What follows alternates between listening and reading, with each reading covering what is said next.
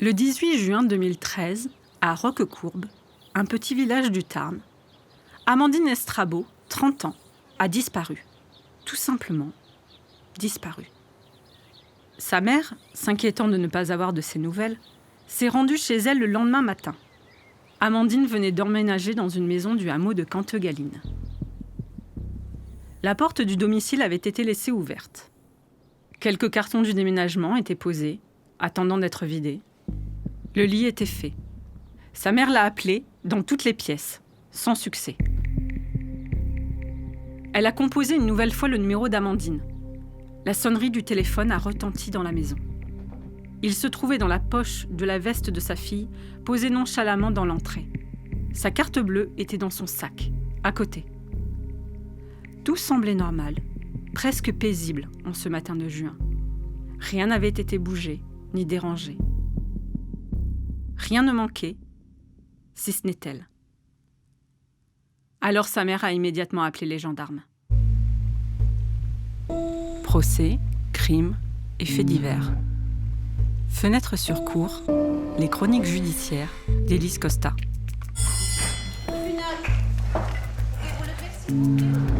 Saison 3.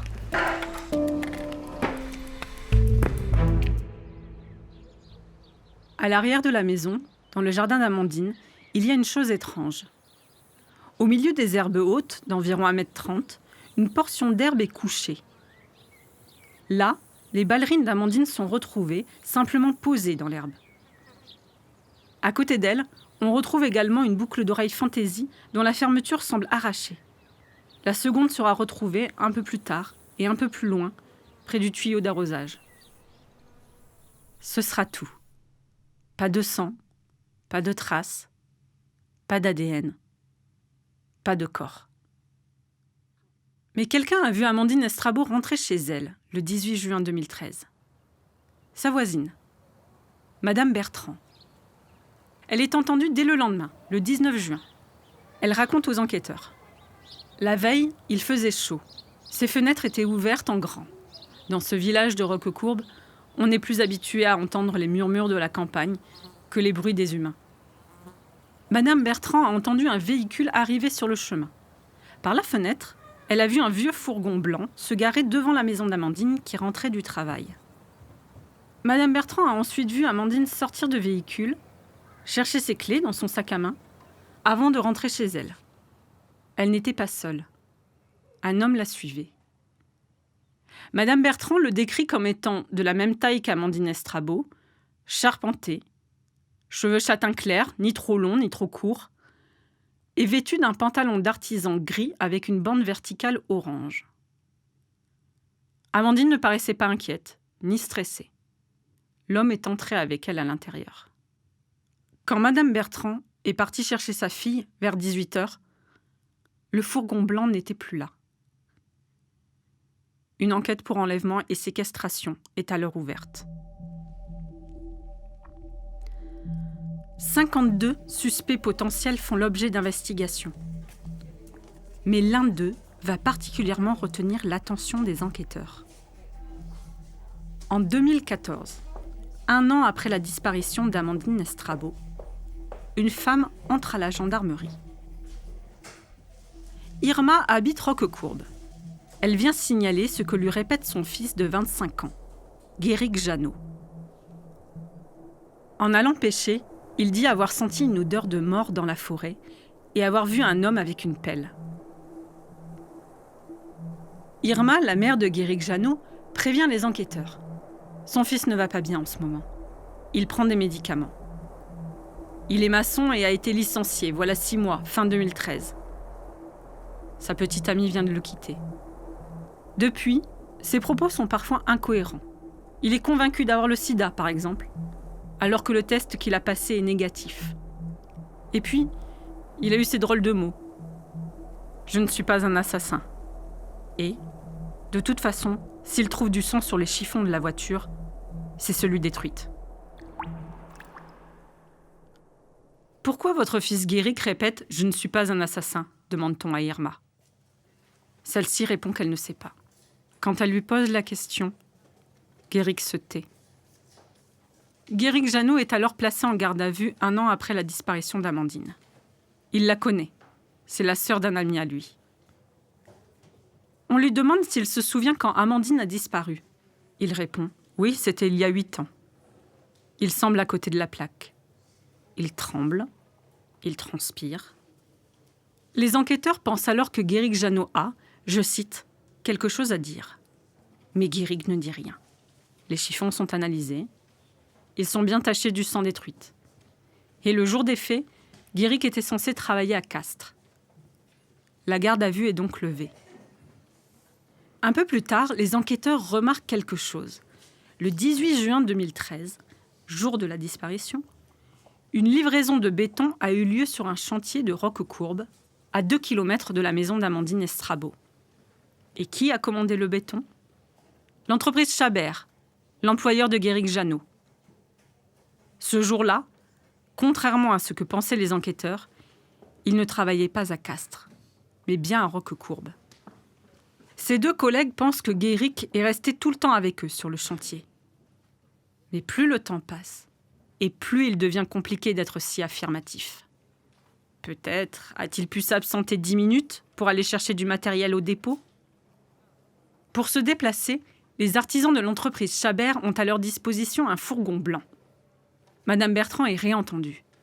On lui montre des photos de Guéric Jeannot. L'homme qu'elle a vu entrer chez Amandine avait les cheveux châtain clair. Guéric a les cheveux foncés. Mais elle flash sur le pantalon d'artisan de Guéric Jeannot, semblable à celui de l'homme qu'elle a vu. Gris, avec une bande orange. En juin 2016, Guéric Jeannot est à nouveau placé en garde à vue, 3 ans après les faits. Son discours est confus quant au chantier de juin 2013. Il exclut tout ce qui pourrait l'amener au plus près d'Amandine Estrabot, résume un gendarme. Ses propres amis, entendus eux aussi, disent que Guéric tenait des propos bizarres. Un jour, quand il regardait un épisode de Plus belle la vie où il était question d'enlèvement, Guéric a dit « Il raconte mon histoire ». Puis il s'est fermé. Pour les enquêteurs, cela fait trop de coïncidences. Guéric Jeannot est incarcéré. Il attendra 4 ans pour être jugé. En octobre 2020 se tient enfin son procès devant la cour d'assises du Tarn, à Albi.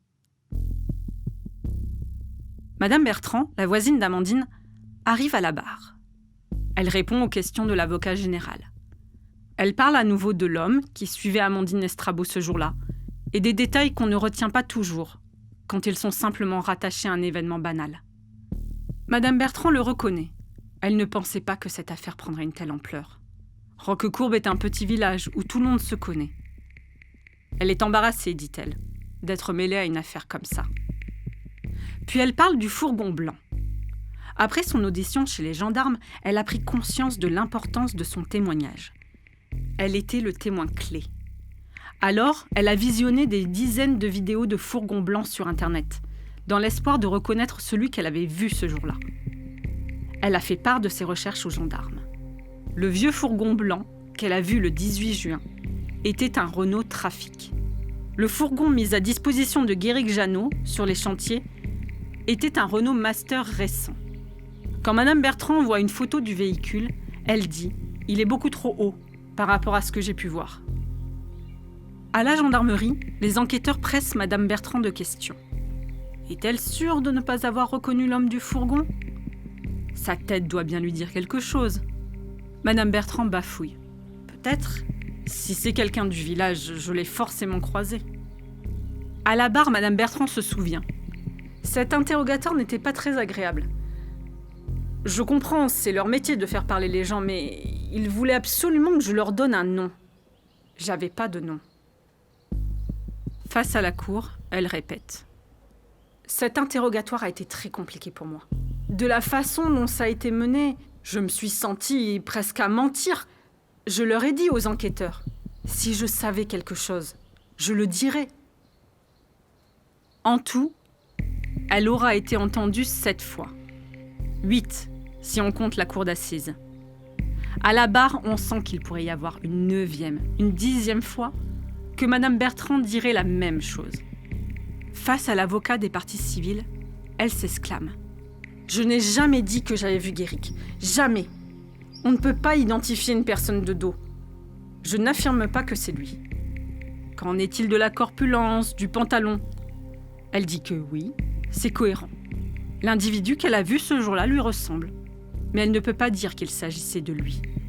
Elle refuse de dire que c'était lui.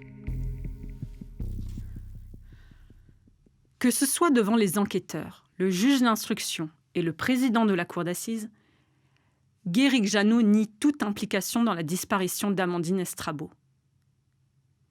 Mais alors qu'il est en détention à la maison d'arrêt, de nouveaux éléments vont être portés à la connaissance des enquêteurs. À suivre sur arteradio.com. N'hésitez pas à nous soutenir en laissant des étoiles ou des commentaires. Rendez-vous dans 15 jours pour le prochain épisode.